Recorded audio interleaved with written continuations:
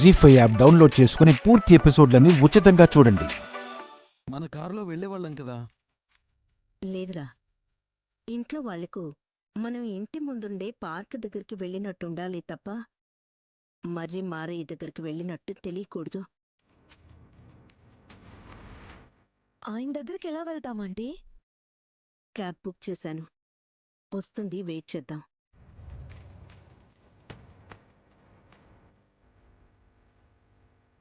అదిగో మాటల్లోనే వచ్చేసింది.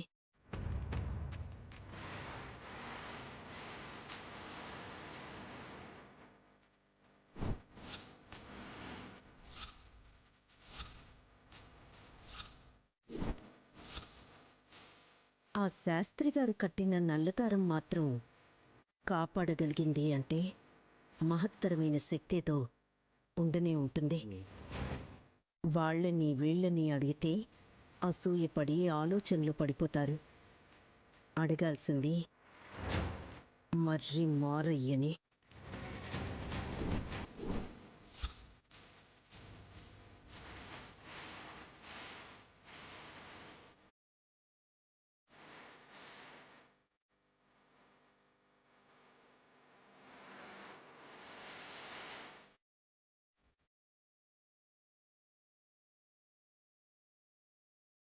ఫ్రంట్ సీట్లో కూర్చోవచ్చు కదా వల్లభా? హా, మన సొంత కారులో అయితే డ్రైవింగ్ సీట్లో కూర్చునేవాణ్ణి.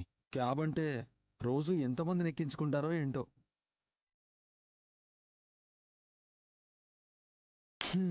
అసలే మాస్క్ కూడా పెట్టుకున్నాడు. జలుబుందో దగ్గుందో ఏ అంటువ్యాధి వస్తుందో ఎవడికి తెలుసు. Thank you brother.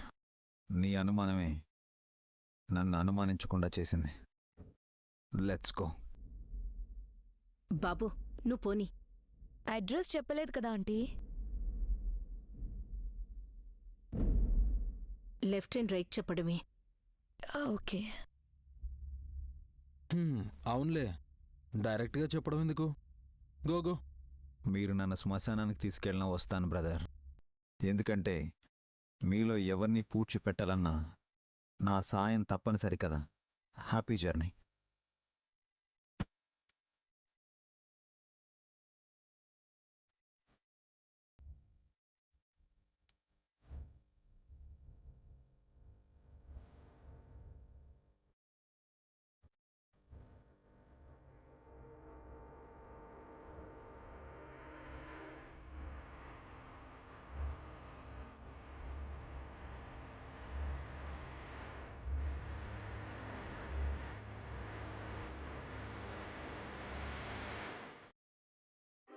ఆపమన్నదే.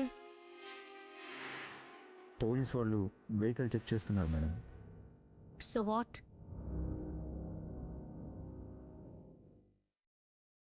రామేశ్వరం వెళ్ళిన శనేశ్వరుడు వదలనట్టు ఈ ఇన్స్పెక్టర్ మనం అర్జెంటుగా వెళ్ళాలనుకున్నప్పుడే ఎదురవుతుంటాడేంటి మమ్మీ? No problem. ఈ కార్లో ఏముందని టెన్షన్ పడాలి?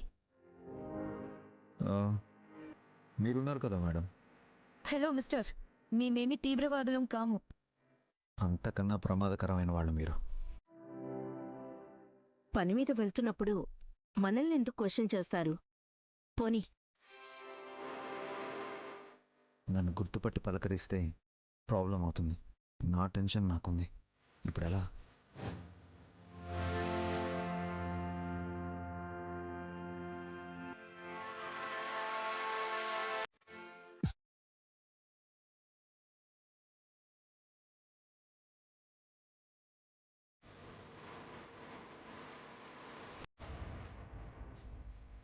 Stop stop.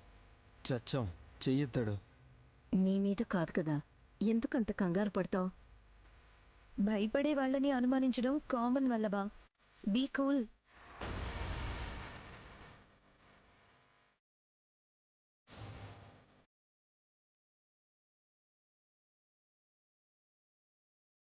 లైసెన్స్ చూపించు. జీ5 యాప్ డౌన్లోడ్ చేసి అన్ని ఎపిసోడ్స్ పూర్తి ఉచితంగా చూడండి.